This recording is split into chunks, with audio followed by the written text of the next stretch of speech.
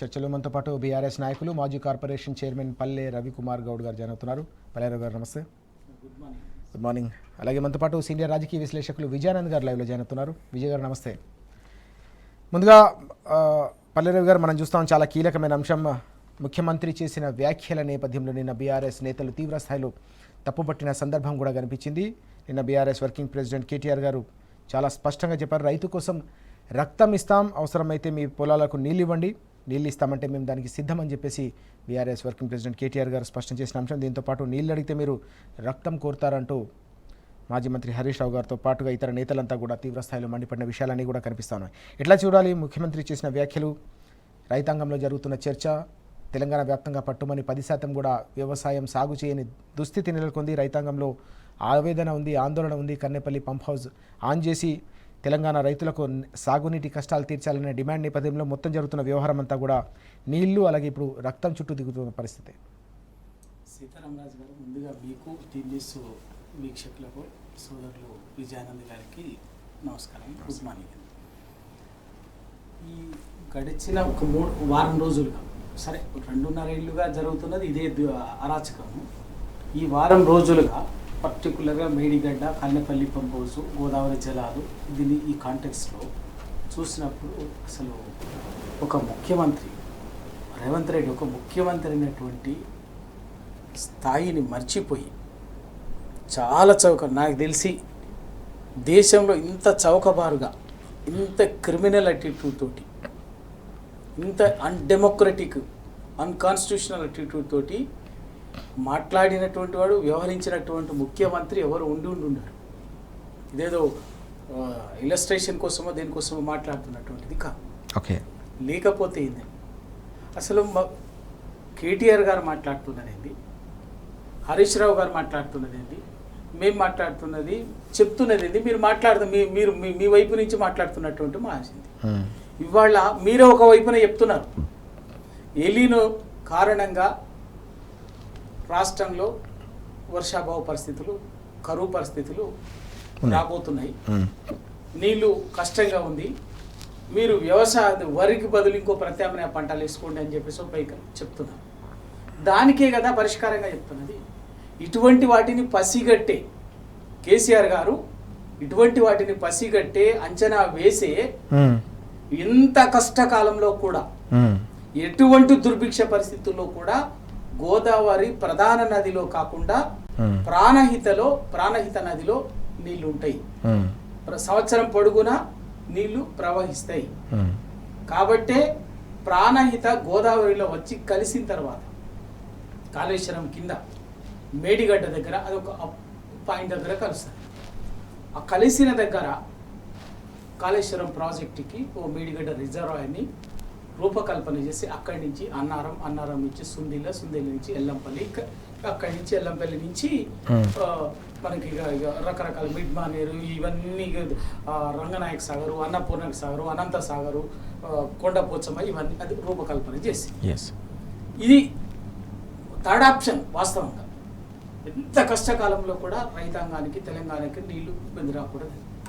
వాస్తవంగా అంతకంటే కొంచెం మెరుగైన పరిస్థితులు, కరువు పరిస్థితుల కంటే మంచి, ఇప్పుడు ఫస్ట్ నేను చూసినప్పుడు మంచి వర్షాలు అనుకూలంగా ఇస్తే అక్కడి నుంచే ఎస్ఆర్ఎస్పి నుంచే మిడ్ మానేరుకి లిఫ్ట్ చేసి అక్కడి నుంచి తెలంగాణకి ఇవ్వాల్సినటువంటి నీళ్ళని ఇచ్చారు. గోదావరి ఇంకొంచెం సాధారణ వర్ష పరిస్థితులు ఉంటే అక్కడి నుంచి మన ఎల్లంపల్లి దగ్గర నుంచి ఇచ్చి, ఎల్లంపల్లిని గోదావరి నుంచి ప్రధాన గోదావరి నది నుంచే ఎల్లంపల్లి దగ్గర లిఫ్ట్ చేసి ఇచ్చేటటువంటి పరిస్థితులు. అక్కడి నుంచి మిగతా రిజర్వాయర్లకు ఇవన్నీ చేసింది. ఈనాటి వరకు కూడా, ఇప్పటి వరకు కూడా ముఖ్యమంత్రి గారికి కానీ, ఇప్పుడు రాష్ట్రంలో సాగునీటి పారుదల శాఖ మంత్రి ఉన్నటువంటి వాళ్ళకి కానీ, తెలంగాణ మంత్రులకు ఎవ్వరికి కూడా, మేము చాలా పెద్ద ఇది అనుకునేటటువంటి వీళ్ళెవ్వరికి కూడా కాళేశ్వరం ప్రాజెక్టు సమగ్ర స్వరూపం అర్థం కాలేదు. అర్థం చేసుకునే ప్రయత్నం కూడా చేస్తలేరు వీళ్ళు, అరాచకం తప్ప. ఆ పరిస్థితులు ఇవాళ ఏమైందండి? ఇలా ఎలీనో పరిస్థితుల కారణంగానే ఇప్పటికే తెలంగాణలో దాదాపు మనకు లెక్కలు ఉంటాయి కదా, కొత్త మీరు చెప్పిందో నేను చెప్పిందో కేటీఆర్ గారు, హరీష్ రావు గారు, కేసీఆర్ గారు చెప్పేది కాదు కదా. ప్రతిదీ ప్రభుత్వం ఎవరున్నా ఎవరు లేకపోయినా ఒక లెక్క జరుగుతూనే ఉంటుంది. తెలంగాణలో 1,54,00,000 ఎకరాల పంట సాగు జరుగుతుంటుంది ప్రతి సంవత్సరం. ఇప్పటికీ ఆల్రెడీ వర్షాకాలం స్టార్ట్ అయ్యి మృగశిర కార్తె నుంచే పనులు స్టార్ట్ చేస్తాం. మృగశిర పోయింది ఇప్పటికి నెల రోజులు దాటిపోయింది.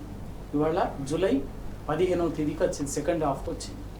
ఈ పార్టీ కల్లా జనరల్గా తెలంగాణలో 70-80% సాగు జరిగేది. ఇవాళ ఇప్పటి వరకు ఓన్లీ 38% సాగులకి ఉన్నటువంటిది.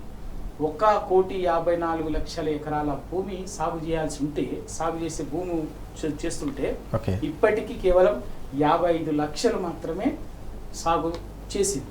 మిగతా దాదాపు 38% అంటే మినహాయిస్తే 62% వదిలేసారు. రైతులకు ఆశ వదులుకుంది. ఇప్పటికీ అవుతుందో కాదు.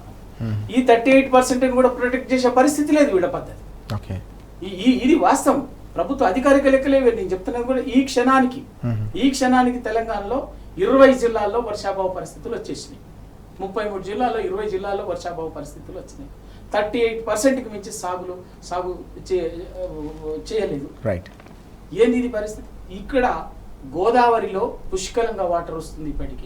ఇప్పటికీ వారం 10 రోజులుగా వరద 9 లక్షల క్యూసెక్కులు పరుగులు తీస్తుంది.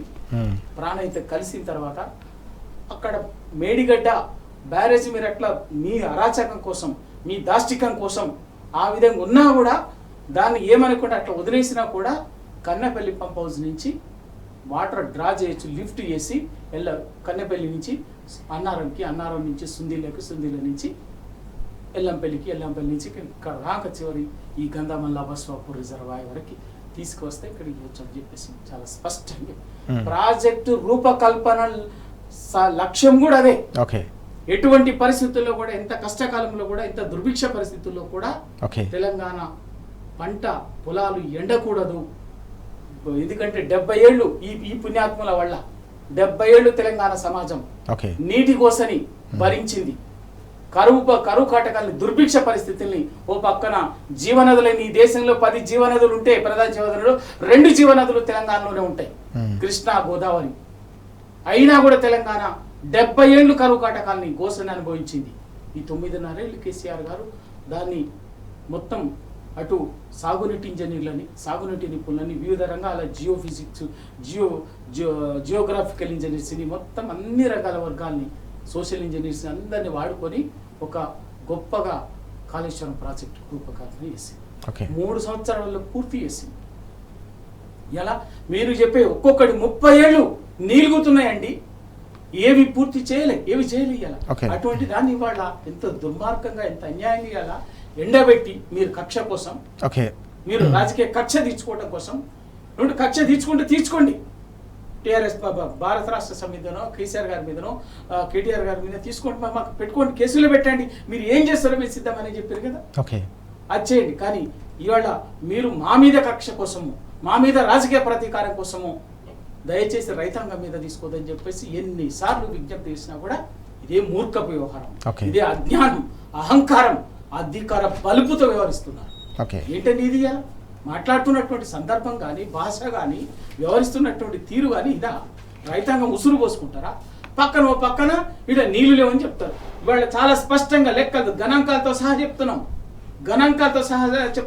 37 మీటర్ల నీటి మట్టం నుంచి వాటర్ని డ్రా చేయొచ్చు కన్నెపల్లి పంప్ హౌస్ లో. ఆల్రెడీ 97-98 మీటర్ల నీటి మట్టం నుంచి అక్కడ వాటర్ ప్రవహిస్తుంది. ఏమీ అక్కర్లేకుండా ఇంకా కూడా మీరు ఆల్రెడీ ఇదే ఇంజనీర్లు ప్రభుత్వానికి, ముఖ్యమంత్రి ప్రభుత్వానికి లేఖ కూడా రాసింది. అక్కడ ఒక 8 కోట్ల రూపాయలు ఖర్చు పెట్టి కాపర్ డ్యామ్ కట్టినా కూడా ఉత్తగే. కాపర్ డ్యామ్ అంటే టెంపరీ, ఏదో మట్టి కట్టాలంటే కాపర్ డ్యామ్ కట్టినా కూడా బ్రహ్మాండంగా ఎత్తిపోసుకోవచ్చు, ఇబ్బంది లేదు. మేడిగడ్డని ఎక్కడ స్టోర్ చేయాల్సినటువంటి అవసరం. చెప్తున్నది ఒకటైతే మేడిగడ్డనట స్టోర్ చేయమని ఎవడు చెప్పాడట, కొట్టుకపోతుందట. భద్రాచలం 40 ఊర్లు మునిగిపోతాయట. అసలు భద్రాచలంని ముంచినటువంటి వాళ్ళు ఎవరు? మీరు మీ దేశ గురువు చంద్రబాబు నాయుడు కదా. భద్రాచలం రాముడిని నిండా ముంచితందుకే కదా తెలంగాణ రాష్ట్రం ఏర్పడక ముందే రాత్రి 7 మండలాలు గుంజుకొని వాళ్ళ భద్రాచలం ముంచినటువంటి సన్నాసులు ముంచడానికి మీరు రూపకల్పన చేసినటువంటి వాళ్ళు కదా. ఆయన కదా నువ్వు వంతన పాడుతున్నది, ఆయన ప్రయోజనాల కోసం కదా మాట్లాడుతున్నది.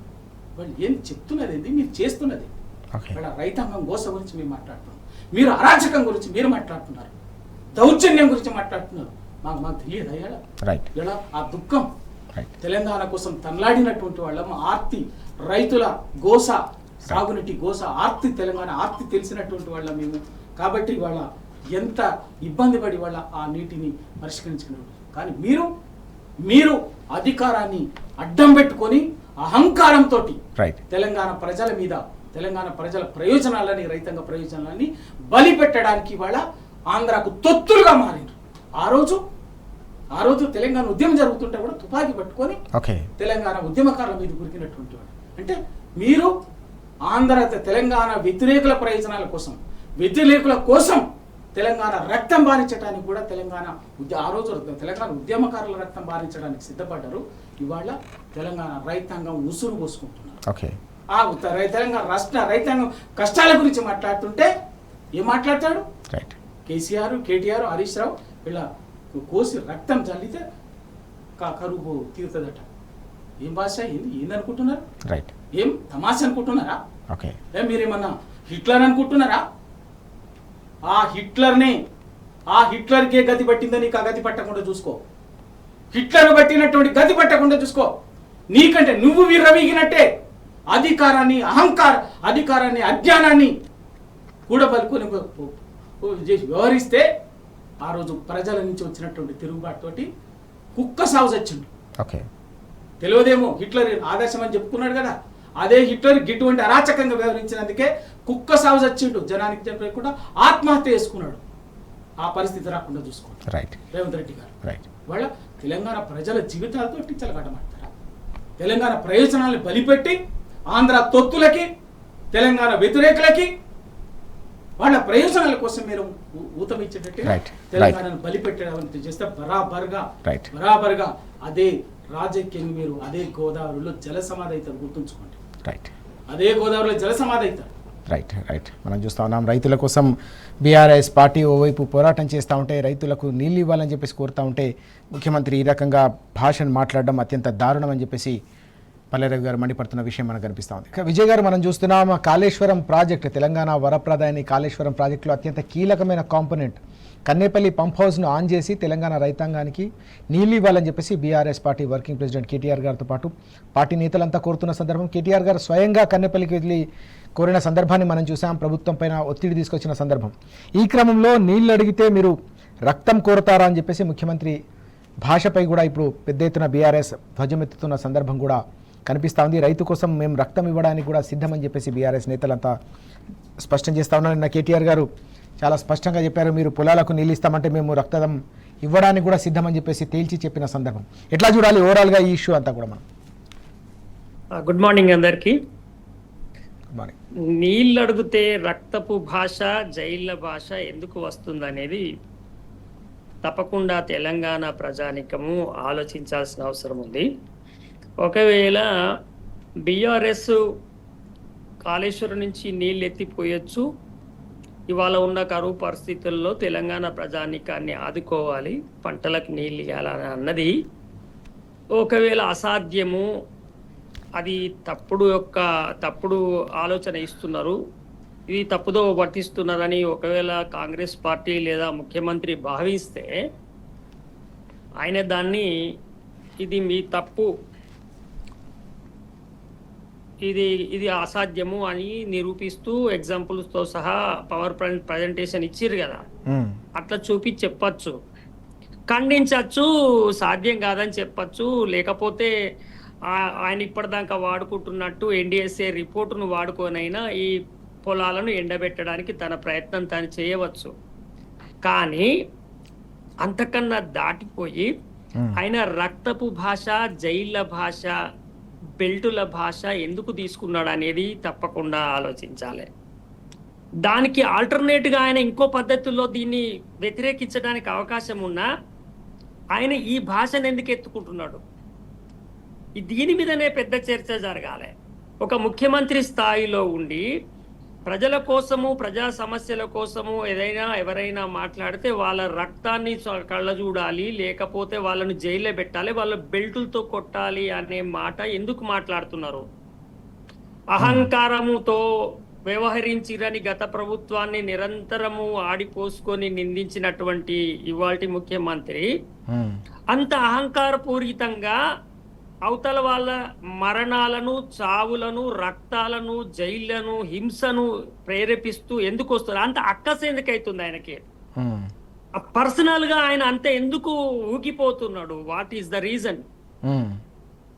అది మీరు ఇప్పుడు ఆయన బిహేవియర్, ఇప్పుడు వేరే విషయాలు వచ్చినప్పుడు ఆయన ఇంత ఇదైతే లేడు చూడండి. ఓకే, మన నీళ్లు మనకు వచ్చేటప్పటికి చంద్రబాబులో వస్తున్నంత ఆవేశాల కంటే ఎక్కువ రేవంత్ రెడ్డిలో వస్తున్నాయి మనం చూస్తే. ఎందుకు ఆయన అంత రగిలిపోవాల్సినటువంటి అవసరం ఏమున్నది? తెలంగాణ నీళ్లను మహారాష్ట్రకు, ఆంధ్రప్రదేశ్కు, కర్ణాటకకి ఇవ్వమని బీఆర్ఎస్ అడగలేదు కదా. ఏ ప్రజలకైతే నాయకత్వం వహిస్తున్నారో రేవంత్ రెడ్డి గారు ఆ ప్రజలకి ఇవ్వమని అడిగినరు. అసలు వాళ్ళు అడుగుడు ఎందుకు? ఈ నీళ్ల మీద, రేపు ఎండిపోయే పొలాల మీద ఎవరు ఎందుకు అడుగుతున్నారు? ఇప్పుడు కాంగ్రెస్ ప్రభుత్వానికి కన్సర్న్ ఎందుకు లేదు? నువ్వు బీఆర్ఎస్ పార్టీకి నువ్వు నిజంగానే తెలంగాణను పరిపాలిస్తున్నప్పుడు అవకాశం ఎందుకు ఇస్తున్నావు? అసలు ఏ రకంగా ఇప్పుడు కరువును ఈ పరిస్థితుల నుంచి అధిగమించవచ్చో అనే దాని మీద ప్రతిపక్ష పార్టీ కంటే అధికారంలో ఉన్నటువంటి పార్టీ, అధికారుల నుంచి, కేంద్ర ప్రభుత్వం నుంచి వచ్చేటువంటి అనేక నివేదికల ఆధారంగా ముందస్తు కార్యాచరణ కానీ, చర్చ కానీ, ప్రజల్లో చైతన్యం కానీ ఇవన్నీ ముందు వీళ్ళే చేసి ఉండాలి కదా. కరువును నివారించడానికి లేదా ఎదుర్కోవడానికి రెండు ఉంటాయండి.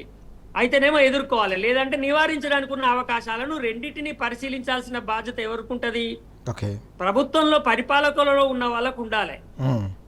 అట్లా ఉండకపోగా ప్రతిపక్షము యాక్టివ్గా ప్రజల పట్ల కన్సర్న్తో ఇగో ఈ రకంగా మనము కరువును నివారించడానికి ఒక అవకాశం ఉందని చెప్పిండ్రండి.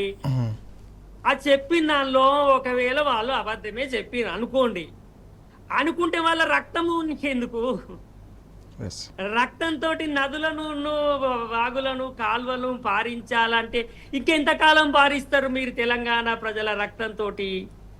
ఇవాళ ఒక్క ప్రాజెక్టు కూడా గోదావరి మీద కట్టకుండా అనేక మంది రైతులు ఆకలితో, పేదరికంతో ఆత్మహత్యలు చేసుకొని పురుగుల మందులు దాగిన రక్తం ఇంకా చాలలేదా? ఇవాళ నీళ్లు లేక మంచి భూములుండి ఇవాళ కోట్లాది టన్నుల, మెట్రిక్ టన్నుల పంట పండుతున్న తెలంగాణ ఎండిన బీళ్లతో మాడి మసైపోయి ఆర్థిక వ్యవస్థ మొత్తం దెబ్బతిని ఉపాధి లేక అనేక మంది యువకులు ఇవాళ తిరగబడితే, ఇవాళ నక్సలైట్ల పేరు మీద తెలంగాణ అంతటా నెత్తురు బారించిన దాహం ఇంకా తీరలేదా? ఊరికొక్క స్తూపం ఇవాళ,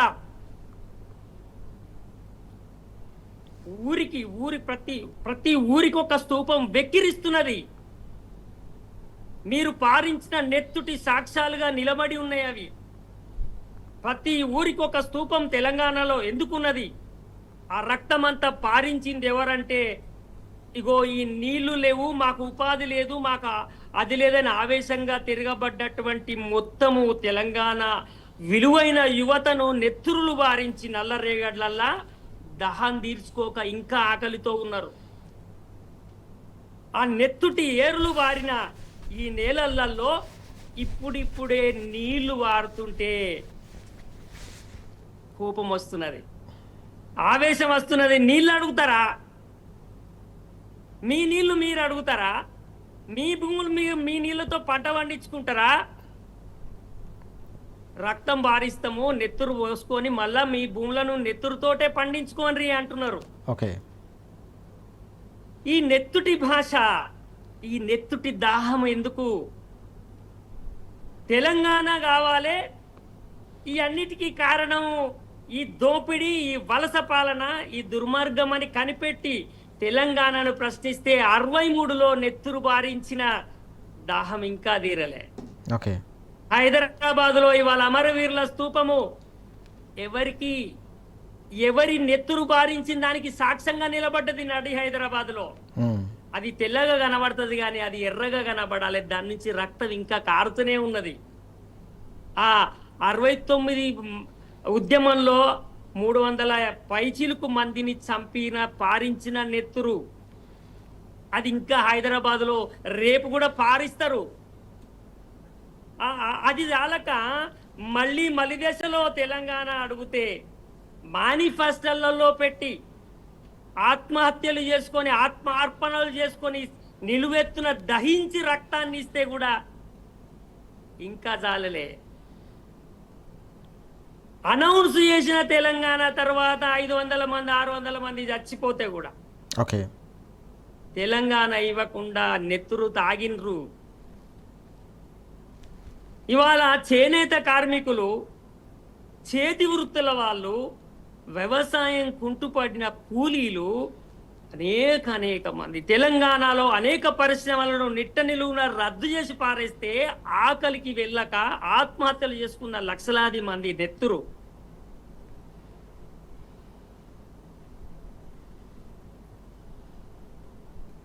ఈ నెత్తుటి దాహం ఎందుకు? ఈ ప్రాంతాన్ని ఇంకా ఎన్ని రోజులు నెత్తురుతో పీల్చుకుంటారు? ఓకే మేము నీళ్లు అడుగుతున్నాం. ఆ నీళ్లు మా నీళ్ళే అడుగుతున్నాం. ఓకే ఆంధ్ర వాళ్ళ లెక్క తెలంగాణ నీటి వాటాన్ని తింటాం అంటలేము. మా నీళ్లు మాకు ఓంగా మేము ఇంకా ఆంధ్రకి ఇస్తాము, కర్ణాటక ఇస్తామని రైట్ నెత్తురిచ్చిన వాళ్ళం కదా, నీళ్ళు ఏమా అంటున్నాం. ఈ దేశం కోసం, ఈ సమాజం కోసం నెత్తురిచ్చిన వాళ్ళము. పక్క వాళ్ళకు మేము నీళ్ళు ఇస్తాము, మా నీళ్లు మేము కాపాడుకుంటాము అంటే ఓకే మీ నెత్తురు జల్లి పంటలు పండిస్తామంటే లేదు. ప్రజల కోసము ఆరాటపడి పోరాటం చేసినటువంటి ఉద్యమకారులుగా ఉన్న ఇంజనీర్లు రైట్ నీళ్ళెత్తాచంటే బెల్టులతో కొట్టి జైల్లో పెట్టలేదా మిమ్మల్ని అని బెదిరిస్తే అందరికీ మనకు అవమానం. అది అంటే ప్రజల కోసము మాట్లాడి కన్నీళ్లు పెట్టానా? నిన్న ఆయన దుఃఖంతో నన్ను ఇంత అవమానపరుస్తారా, నా జీవితం అంతా నేను తెలంగాణ ప్రజానికానికి నియతగా అంకితం చేస్తే మాకు ఇచ్చేది ఇదా అని చెప్పి బాధ. ఆయన వయసు ఎంత అండి? 78 సంవత్సరాల కోసం ఇవాళ ప్రజల కోసం నీళ్లు కావాలని మాట్లాడి. ఇప్పుడు ఆయనకేమన్నా నాకు ప్రత్యేకంగా నేను ఎన్రోల్ చేసిన కాబట్టి నాకేమన్నా పోస్ట్ ఇవ్వమన్నాడా? అరే రైతుల పొలాలు ఎండుతున్నాయి, నీళ్లున్నాయి, ఎత్తచ్చ అన్నాడు. ఎత్తరాలంటే మీ ప్రభుత్వంలో ఉన్న ఇంజనీర్ తోటి ఇంకో ఆయనతో ఎత్తరాదు, ఆయనకు బుద్ధి లేదని చెప్పి పీన్రి. జైల్లో పెట్టలేదు, పెడతాము ఇంకా మాట్లాడితే ఇంకోసారి అని అంటూ బెదిరిస్తే ఆయన తర్వాత లంచగొండి అని వాళ్ళ అభివర్ణిస్తే, లేదా ఒక పార్టీకి ఒక వ్యక్తిని అంటగట్టడం అంటే ఇది ఈ రకమైన ప్రవర్తన ఆలోచనలు ఎవరికి వస్తాయండి? ఒక శత్రువుకు రావాలి. మనము రేవంత్ రెడ్డి గారు తెలంగాణ ఇంజనీర్లకు తెలంగాణలో ఉన్న టిఆర్ఎస్ పార్టీకి ఎందుకు శత్రువు కాదు కదా. ఆయన మన పరిపాలకుడు, టిఆర్ఎస్ కూడా పరిపాలకుడు ఇవాళ రేవంత్ రెడ్డి. ఆయన అట్లాంటి టిఆర్ఎస్ వాళ్ళ రక్తంతో పొలాలను పండిస్తా అని అంత ఆవేశంగా అంత ఎందుకు మాట్లాడుతున్నాడంటే ఆ అక్కసంతా ఈ దోపిడికి అలవాటు పడ్డ వాళ్ళ ప్రతిరూపము. మీరు అర్థం చేసుకోండి. ఇంతకాలం నీళ్లు దోచిన ఆ దోపిడీదారుల ప్రతిరూపపు భాషనే నిన్న రేవంత్ రెడ్డి గారి నోటి నుంచి వచ్చింది. ఈ నీళ్ళు ఎత్తితే ఎవరికి కోపం వస్తుందో ఆ కోపపు భాష మన తెలంగాణ బిడ్డైన మన రేవంత్ రెడ్డి గారి నోటి నుంచి వచ్చింది. చాలా మంది అంటున్నారు తెలంగాణ బిడ్డనే కదా, ఆయనకు మాత్రము ఉండదా అని. చరిత్రలో చాలా మంది మనం చూస్తే వాళ్ళు పరిపాలకులుగా ఉంటూ మేము చేసేది కరెక్ట్ అనుకొని అనేక చారిత్రాత్మకమైన తప్పుడు పద్ధతుల్లో పరిపాలన చేసి చరిత్రహీనులుగా ఎంతో మంది ఉన్నారు. చూసే వాళ్ళకు వాళ్ళు బాగానే కనబడతారు కానీ అట్లా ఇవాళ రేవంత్ రెడ్డి గారు కూడా ఏమనుకుంటున్నారు, నేను కరెక్టే చేస్తున్నా అనుకుంటున్నారు. కానీ తర్వాత చరిత్ర పరిశీలించుకుంటే ఇది చాలా చీకటి చరిత్ర, చాలా అంటే మన ప్రతి నాయకుడి చరిత్ర కింద మనకి రాయబడుతుంది. కాబట్టి వాళ్ళు పరిశీలించుకోవాలి. ఈ నెత్తుటి దాహం బంద్ చేయాలి. ఇవాళ బీఆర్ఎస్ వాళ్ళు ఏం చేస్తున్నారు, మొత్తం రక్తం అంతా ఇవాళ రక్తదానాలు పెట్టి తీసుకుపోయి రేపు పొద్దుగాల ఎండిపోయిన నార్లలో రక్తం చల్లుతారు. ఇక్కడ ప్రజలకి రక్తం ఇవ్వడం పెద్ద విషయం కాదండి. రైట్ రక్తం ఇవ్వడానికి ఎన్ని లక్షల మంది వాళ్ళ రెడీగా ఉంటారు. రైట్ రేపు పొద్దుగాల ఎంత పెద్ద నిరసన అండి అది. రేపు రక్తం బాటిల్ పట్టుకోపోయి రేపు బీఆర్ఎస్ వాళ్ళు టీఆర్ఎస్ వాళ్ళు ఎండిన నార్ల మీద జల్లి చూపిస్తారు వాళ్ళు. ఓకే అది ఎవరికి శాంతి? రైట్ ఈ తెలంగాణ రక్తం చూసి ఎవరు సంతోషపడుతున్నారు? ఎస్ ఎవరి ఆనందం కోసం ఈ రక్తం కోరుతున్నారు? ఇంకెంత రక్తం కావాలి? ఏం భాష, ఎట్లా, ఇది ఏం కథ? రైట్ ఇప్పుడు నీళ్ళు ఎత్తలేకపోతే నిజంగా సాంకేతికంగా ఇబ్బందులు ఉంటే చెప్పొచ్చు కదా. ఓకే ఇవ్వకండి నీళ్లు. రైట్ తెలంగాణ రాగటి మట్టి తిని బతికింది కరువులలో. కానీ నీళ్లు ఉండంగా ఇవాళ ప్రాజెక్టులు కట్టి అనేక మార్పులు తీసుకొచ్చుకున్న తర్వాత తెలంగాణలో ఇవాళ ఈ పరిస్థితిని తెలంగాణ ప్రజానీకం ఎదుర్కోవడం చాలా దుఃఖభరితమైన వ్యవహారము. ఎస్ ఇది చాలా బాధాకరం, అవమానకరం సమాజంలో ఇట్లాంటి పరిస్థితులలో. ఎందుకంటే సమాజం కోసం మాట్లాడిన వాళ్ళ బెదిరించి రైట్ రక్తాలు చూసి జైల్లో పెట్టమని చెప్తుంటే మనము ప్రతిస్పందించాలి. అందరూ కూడా ప్రతిస్పందించాలి. కొన్ని తప్పప్పులు రాజకీయాలను పక్కన పెడదాము. ఎవరి రాజకీయాలు వాళ్ళే, ఎవరి పార్టీలు వాళ్ళే. ఇలాంటి ధోరణి మాత్రం తప్పకుండా తీవ్రంగా అందరూ వ్యతిరేకించాల్సినటువంటి అవసరం అయితే తప్పకుండా ఉంది. కాళేశ్వరంలో నీళ్లున్నాయి, ఎత్తిపోవడానికి అవకాశం ఉందని అనే వాళ్ళలో నేను కూడా ఒక్కరిని.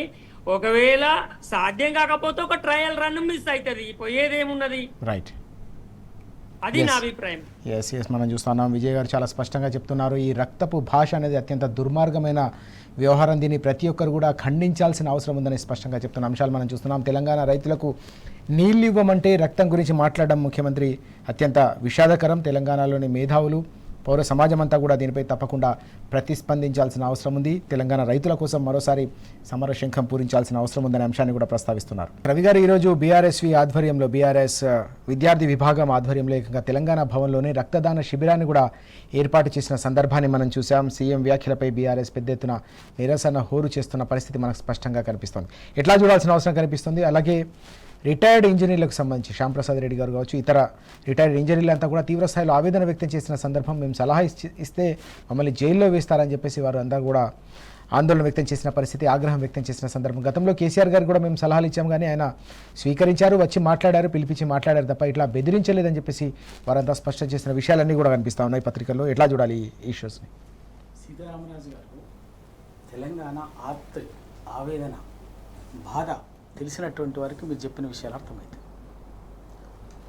ఇలా నిజంగా ఎందుకు అంటే, మేము రైతాంగము కష్టాలని, కరువు పరిస్థితుల నుంచి గట్టెక్కించడానికి కేసీఆర్ గారు రూపకల్పన చేసినటువంటి ఒక వ్యవస్థను ఉపయోగించుకొని నీళ్ళు ఇవ్వండి అని మేము చెప్తున్నాం. ఇచ్చే అవకాశం ఉంది, ప్రవహిస్తుందని చెప్పేసి చెప్తున్నాం. గోదావరి పుష్కలంగా మన కళ్ళ ముందు రోజు 1,00,000 క్యూసెక్లు అదే మేడిగడ్డ పాయింట్ నుంచే దాటిపోతున్నాయి. దానికి వేరే ఏం ఉదాహరణ కల్లే, మనం ఈడ వదిలేసినందుకే కింద పట్టిసీమ దగ్గర చంద్రబాబు నాయుడు ఎత్తిపోసుకున్నాడు. ఈ 10 రోజులుగా ఆ పట్టిసీమ నుంచి వాటర్ అంతా కూడా ఎత్తిపోసుకొని ఇలా కాపాడుకున్నాడు. దానికోసం ఇక్కడ ఈయన రేవంత్ రెడ్డి వదిలేసి ఇవాళ అది మాట్లాడుతుంటే ఆయన ఏమంటాడు, రక్తం చల్లి మిమ్మల్ని కోసి ఆ పంట మీద మీరు రక్తం చల్లితే అసలు కరువు పోతుంది అన్నట్టుగా మాట్లాడింది. అందుకే ఇవాళ మాకు తెలంగాణకు కొత్త కాదు రక్తం ఇవ్వటం. ఈ దేశంలో సమాజ హితం కోసం, ప్రజల కోసం, సమాజం కోసం ఎక్కడైనా రక్త తర్పణ జరిగిందంటే, ప్రాణత్యాగం జరిగిందంటే ఒక్క తెలంగాణ గడ్డ మీద. తెలంగాణ గడ్డ మీద ఇవాళ నుంచి కాదు, ఆ రోజు తెలంగాణ సాయుధ రైతాంగం పోరాటం నుంచి ఈ రోజు వరకు కూడా దశాబ్దాలుగా తరతరాలుగా తెలంగాణ రక్తం చేస్తారు, త్యాగాలు చేస్తుంది, రక్తత్యాగం చేస్తుంది. మీకు రక్తదాహం తీరలేదంటున్నారు కదా. ముఖ్యమంత్రి గారి భాష ఏంటంటే, ఇంకా 70-80 సంవత్సరాలుగా ప్రజల రక్తం తాగింది వీళ్ళు, రక్త పిపాసులు వీళ్ళు, తీరలేదు. మీకు ఆ భాష మాట్లాడుతున్నారు కాబట్టి మీకు ఇంకా రక్తదాహం తీరలేదు.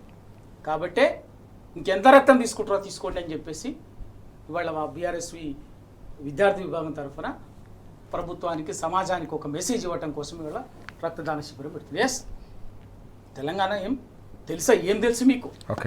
ఎవడు రక్తం మారించింది?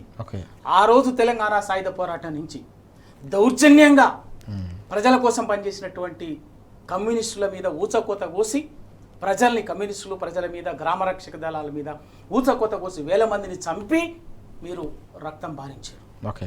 ఆ తర్వాత 52ల నాన్ ముల్కీ ఉద్యమంలో ఓకే మాకు అన్యాయం జరుగుతుంది ఈ మాట అని చెప్పేసి మీరు చెప్పిన ఆ రోజు మీ కాంగ్రెస్ ప్రభుత్వమే మీరే ఇదే హైదరాబాద్ నడిబొడ్డున ఓకే 7గురిని కాల్చి చంపి ఓకే రక్తం భారించిండ్రు.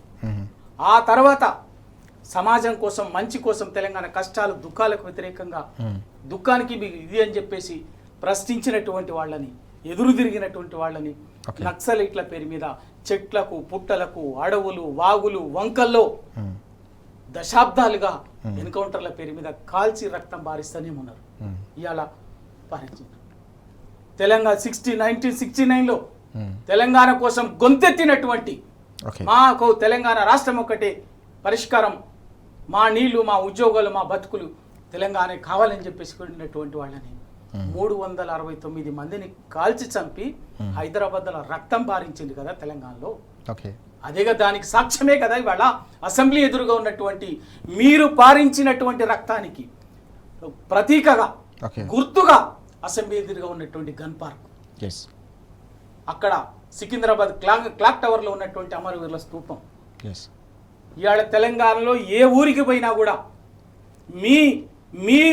మీరు సమాజం కోసం పనిచేసినటువంటి వాళ్ళని కాల్చి చంపిందో ఇంకో పేరు మీదనో ఏ పేరు మీదనో రూపం ఏదైనా కూడా ఊరుకో స్తూపం కనిపిస్తుంది రైట్ మీరు వారించినటువంటి రక్తానికి. ఇది ఇట్లా ఆఖరికి ఇంత జరిగినా కూడా తెలంగాణ కోసం గొంతెత్తినటువంటి గద్దర్ మీద కాల్పులు జరిపింది మీరే. ఓకే. బెల్లి లలితాన్ని 16 ముక్కలు చేసింది మీరే. మారోజు వీరన్నని తెలంగాణ కోసం గొంతెత్తి నిలబడినటువంటి మారోజు వీరని కాల్చి దొంగ ఎన్కౌంటర్లో కాల్చి చంపింది మీరే. ఓకే. ఇట్లా ఎన్ని చెప్పాలి?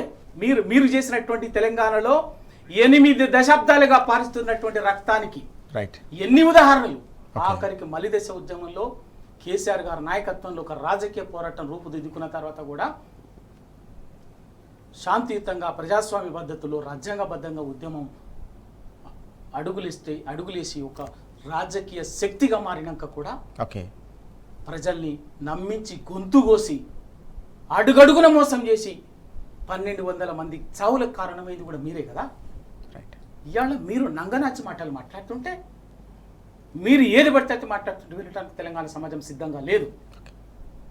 ఎన్నిచ్చరి మీ రక్తదాహానికి మీరు పారించిన రక్తానికి చిహ్నంగా ఓ ఇంద్రవెల్లి కనిపిస్తుంది, ఓ గన్ పార్కులే కనిపిస్తుంది. తెలంగాణలో ఏ ఊరికి పోయినా మీరు పారించిన రక్తానికి ఓ చిహ్నంగా ఓ స్తూపము విగ్రహము ఏదో ఒకటి కనిపిస్తుంది. రైట్. అది మీ చరిత్ర. ఇంకా తీరలేదా రక్తం? ఇంకా తీరలేదా? ఇంకెంతమంది రక్తం తీసుకోండి అని చెప్తున్నాను.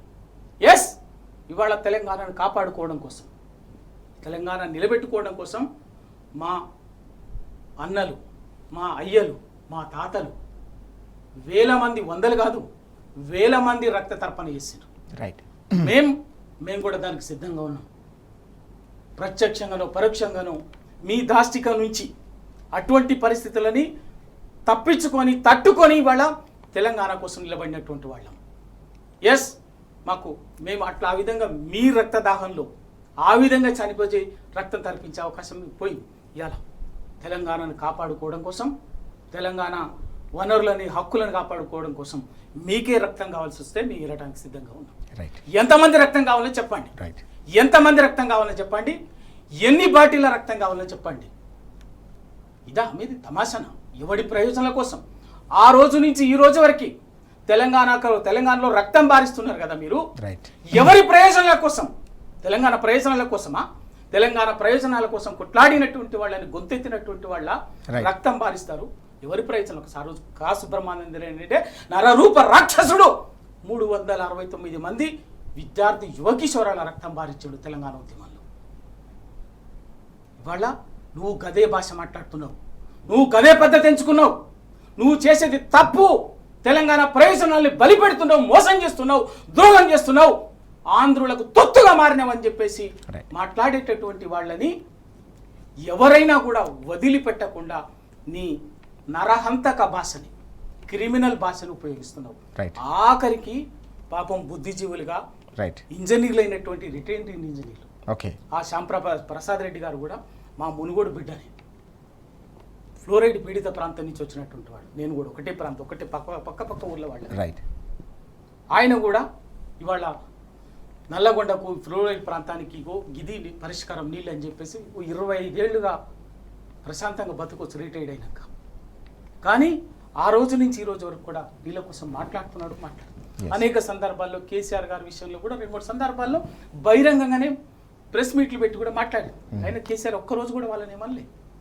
ఇవాళ ఇంత జరుగుతుంటే తెలంగాణ సమాజం వాళ్ళు ఒక రిటైర్డ్ ఇంజనీర్లుగా ఓకే సమాజం కోసం, తెలంగాణ నదీ జలాల కోసం మాట్లాడుతున్నటువంటి వాళ్ళు రైట్. అన్యాయం జరుగుతుంటే ఉండలేరుగా, మౌనం ఉండలేరు కదా. అయ్యా ముఖ్యమంత్రి గారు వాళ్ళు ఏమనలే. ముఖ్యమంత్రి గారు అక్కడ నీళ్ళు ఏమి ఇబ్బంది లేకుండా నీళ్లు ఉన్నాయి, ఎత్తిపోసుకోవచ్చు కనేపల్లి నుంచి అని చెప్పేసి చెప్పిండు. అది ఈయనకు నచ్చలే. ఇది ఈయన తప్పు అని చెప్పిండు. మరి ఇలా వాళ్ళని కూడా ఒక మీరు చేస్తున్నది తప్పు అని చెప్పేటటువంటి రిటైర్డ్ ఇంజనీర్లు కూడా వాళ్ళ పట్ల కూడా మాట్లాడాల భాష ఏంది? బెడ్ ట్రీట్మెంట్ అట. బెడ్ ట్రీట్మెంట్ అంటే ఏంది? ఇదేం భాష? ఇదేం భాష? ఎంతమందిని బెదిరిస్తారు, ఎంతమందిని బ్లాక్మెయిల్ చేస్తారు. అంటే మీరు మనుషుల ఆలోచనని కూడా కంట్రోల్ చేయాలనుకుంటున్నారా? జ్ఞానాన్ని కూడా కంట్రోల్ చేయాలనుకుంటున్నారా? మీకు జ్ఞానం లేకపోవచ్చు కావాలి. మీకు అహంకారంతో కళ్ళు మూసుకుపోయి ఉండొచ్చు, అధికారంతో కళ్ళు మూసుకుపోయి ఉండొచ్చు. కానీ తెలంగాణ సమాజంలో ఎప్పుడు కూడా జ్ఞానం వికసిస్తుంది. ఆ జ్ఞానంతో తెలంగాణ సమాజం పాలకుల అరాచకాలని ప్రశ్నిస్తుంది. ఇవాళ సమాజ తెలంగాణలోని ప్రతి వర్గం ఇవాళ మీ అరాచకాన్ని ప్రశ్నిస్తున్నది. దాన్ని మీరు ఇవాళ ఇష్టం వచ్చినట్టు కేసీఆర్ గారు రక్తం పారిస్తుంటారు, కేటీఆర్ గారు రక్తం పారిస్తుంటారు, హరీష్ రావు గారు రక్తం పారిస్తుంటారు, ఇంకెంతమంది. మేము ఇవ్వటానికి సిద్ధంగా ఉన్నాం. కానీ ఇవాళ తెలంగాణ ప్రయోజనాల్ని బలి పెడతామంటే మాత్రం ఊరుకునే సమస్య లేదు. ఎటువంటి త్యాగాలకైనా, ఎటువంటి పోరాటాలకైనా సిద్ధంగా అటువంటి వాటికి సిద్ధపడే తెలంగాణ తెచ్చుకున్నటువంటి వాళ్ళు వాళ్ళ మళ్ళీ మీరు మా తెలంగాణని ఆగం చేస్తామంటే, మళ్ళీ వెనక్కి తీసుకుపోతామంటే ఊరుకుంటాం అనుకుంటున్నారా? బరాబర్ రాజకీయంగా నీ పార్టీకి నీకు బరాబర్ దానికి సమాధానం చెప్తాం. ఇంకొక మాట ఈ సందర్భంలో రాహుల్ గాంధీ గారికి ఒక మాట చెప్పదలుచుకున్నాను. రాహుల్ గాంధీ గారు, మీరు పొద్దున్న లేస్తే రాజ్యాంగం గురించి మాట్లాడుతున్నారు, ప్రజాస్వామ్యం గురించి మాట్లాడుతున్నారు, స్వేచ్ఛ గురించి మాట్లాడుతున్నారు, నిరంకుశం గురించి మాట్లాడుతున్నారు. కానీ నీ ముఖ్యమంత్రి మాట్లాడుతున్నటువంటిది ఏందో, ఆయన భాష ఏందో, ఆయన చేస్తున్న పని ఏందో ఒక్కసారి నువ్వు చెప్పే రాజ్యాంగాన్ని పట్టుకొని ఆయన ఒక్కసారి చూడు నాయన. మీకు నిజాయితీ ఉంటే, లేకపోతే తప్పనిసరిగా దీనికి కాంగ్రెస్ పార్టీ, రేవంత్ రెడ్డి ఒక్కడే కాదు, కాంగ్రెస్ పార్టీ కూడా శాశ్వతంగా భవిష్యత్తులో మూల్యం వడ్డీతో సహా చెల్లించుకోవాల్సి ఉంటుంది. తెలంగాణ సమాజం వదిలిపెట్టాలి. విజయ్ గారు, మనం చూసాం ఉద్యమ కాలం నుంచి మొదలుకుంటే నేటి వరకు కూడా రిటైర్డ్ ఇంజనీర్లు తెలంగాణకు సంబంధించి తెలంగాణ రైతుల గోసను తీర్చేందుకు అనేక సందర్భాల్లో అనేక రకాల సలహాలు ఇచ్చిన సందర్భం, ముఖ్యమంత్రిగా కేసీఆర్ గారు ఉన్న సందర్భంలో కూడా అనేక రకాల సలహాలు సూచనలు ఇచ్చారు. పిలిచి మాట్లాడిన సందర్భం ఉంది. కానీ ఈ రకంగా ముఖ్యమంత్రి బెదిరించినట్టు ఎవరు బెదిరించలేదని నేను రిటైర్డ్ ఇంజనీర్ శ్యాంప్రసాద్ రెడ్డి గారు కూడా తీవ్ర స్థాయిలో ఆవేదన వ్యక్తం చేశారు. ఇతర రిటైర్డ్ ఇంజనీర్లు కూడా తీవ్ర ఆగ్రహం వ్యక్తం చేస్తున్న సందర్భం, కన్నీటి పర్యంతమవుతున్న సందర్భం కూడా మనకు ఈరోజు పత్రికల్లో కనిపిస్తూ ఉంది. ఈ క్రమంలోనే బీఆర్ఎస్ ఆధ్వర్యంలో ఏకంగా రక్తదాన శిబిరాన్ని కూడా ఈరోజు ఏర్పాటు చేశారు తెలంగాణ భవన్ వేదికగా. ఎట్లా చూడాలి ఈ 2 ఇష్యూస్? అదే అన్న, మనం ఉద్యమ కాలంలోనే ఒక పాట వచ్చింది, నెత్తురు బారందెన్నడో నా తెలంగాణ పల్లెలో, నేలకు రాలందెన్నడో నా తెలంగాణ పల్లెలో అని ఒక పాటే రాసిరు మన వాళ్ళు. అంటే ఇక్కడ బలిదానాలు, ప్రాణమే చిన్నదిగా వదిలిపెట్టగలిగే అంత, ప్రజల కోసం నిలబడగలిగే అంత సమాజం ఇది. రక్తం ఇచ్చుడు పెద్ద విషయం కాదు కదా. రక్తం ఎంతైనా ఇవ్వడానికి రెడీ ఉండే ఒక గ్రూప్ ఆఫ్ పీపులే ఉంటారు ఇక్కడ ఎప్పటికీ. సో ఇవాళ బీఆర్ఎస్ వాళ్ళు ఆ రక్తం ఇప్పుడు రేపు రక్తం పట్టుకొని పల్లెల పొలాలకు వెళ్ళిండ్రు అనుకోండి, బ్యాక్ టు విలేజ్ అని అప్పట్లో వరంగల్లో ఈ మావోయిస్టు పార్టీ వాళ్ళు, ఈ విప్లవ రచయితల సంఘం వాళ్ళు వీళ్ళు చేసేటోళ్ళు అన్నట్టుగా ఇప్పుడు రక్తం పట్టుకొని ఎండిన నారుమల్లకు మేము రక్తం ఇవ్వడానికి సిద్ధంగా ఉన్నామనేది ఇప్పుడు వాళ్ళు బయలుదేరుతారండి. అరెస్ట్ చేయద్దు వాళ్ళనిగా, పారిస్తారు రక్తం పొలాలలో, అరెస్ట్ చేయకుండా ఆపాలి. ఖచ్చితంగా ఇప్పుడు బీఆర్ఎస్ వాళ్ళు వెళ్తారు రక్తం పట్టుకొని, వాళ్ళు ఉట్టిగా రక్తం ఇచ్చి అవి ఏం చేస్తారు? అది ఖచ్చితంగా పొలాలలో చల్లితే, ఒకవేళ రైతుల పంటలు ఈ రక్తంతో పండుతాయి అంటే తప్పకుండా చల్లే ఒక యువకులు ఉన్నారు ఇక్కడ తెలంగాణలో రక్తం ఇవ్వడానికి. అట్లాంటిది ఇప్పుడు బీఆర్ఎస్ వాళ్ళు సిద్ధపడితే అది ఈ భారతదేశ చరిత్రలోనే ఒక అతిపెద్ద నిరసనగా నిలబడుతుంది. ఈ సిచ్యువేషన్ క్రియేట్ చేయడము, ఇంత దారుణమైన వాతావరణం క్రియేట్ చేయడం ప్రభుత్వంలో ఉన్న వాళ్ళకు తగదు అని నేను అంటున్నా. రెండవది, నీళ్ళు ఇవ్వడానికి అవకాశాలు ఉన్నాయని వాళ్ళు ఆ సబ్జెక్ట్లో జీవితకాలం పనిచేసిన ఇంజనీర్లుగా వాళ్ళు చెప్తే వాళ్ళ పైన మీరు ఒక బెల్ట్ భాష, జైలు భాష మాట్లాడిన అంటున్నారు. వాళ్ళు హర్ట్ అయింది ఎక్కడ అంటే జైల్లో పెట్టినందుకు, పెడతామన్నందుకు, బెల్టులతో కొడతామన్నందుకు అంటే కూడా వాళ్ళ వ్యక్తిత్వాన్ని హననం చేస్తూ మాట్లాడిన చూసినరా, అక్కడ వాళ్ళు దుఃఖపడుతున్నారు. మేము చాలా నిష్టగా మొత్తం జీవిత కాలము అన్ని కోల్పోయి రాష్ట్రం రావాలని అనేక ప్రాజెక్టులు, వాళ్ళు కేవలం ప్రభుత్వ ఉద్యోగులు కాదండి, వాళ్ళు అనేక ప్రాజెక్టులు తెలంగాణలో రావాలని జీవితకాలం ఉద్యమాలకు నాయకత్వం వహించి అనేక మీటింగ్లలో ఉపన్యాసాలు చెప్పిన వాళ్ళు ఉద్యమకారులు వాళ్ళు. అట్లా తెలంగాణ ప్రజల కోసం పనిచేసిన వాళ్ళకి మీరు అవినీతి పరులు, మీరు ఒక పార్టీ మనుషులు అని చెప్తే, అంటే ఆయన ఒక మాట అన్నాడు, ఒకవేళ అవినీతి పరుల కోసం జైలు పెడితే రేవంత్ రెడ్డి గారు ఈ జైలు సరిపోవు, ఇంకా కొత్తవి కట్టేయండి, మొత్తం మంది అవినీతి పరులను పెట్టమన్నారు. ఈ ప్రభుత్వం వచ్చిన తర్వాత అవినీతి పరులను ఒకవేళ జైళ్ళలో పెడితే, ఇప్పుడు చాలా పెద్ద మొత్తంలో ఈ స్కూళ్ళు కట్టుతున్నారు కదా, వాటి ప్లేస్ లో జైలు కట్టాలి. మరి అంత అవినీతి విపరీతమైన పరిస్థితి అయింది. మరి అందులో ఎమ్మెల్యేలు, మంత్రులు, ఇతర రాజకీయ నాయకులు కానుంచి ఎంతమందిని పెట్టగలుగుతారని ఆయన ప్రశ్నించారు. జవాబేది? ఇది ఎస్ సమయం మించిపోతుంది కాబట్టి చర్చను ముగించాల్సి వస్తుంది. చాలా కీలకమైన అంశం మనం చూస్తా ఉన్నాం. పూర్తి స్థాయిలో తెలంగాణ త్యాగాల పునాదుల మీద ఏర్పడింది.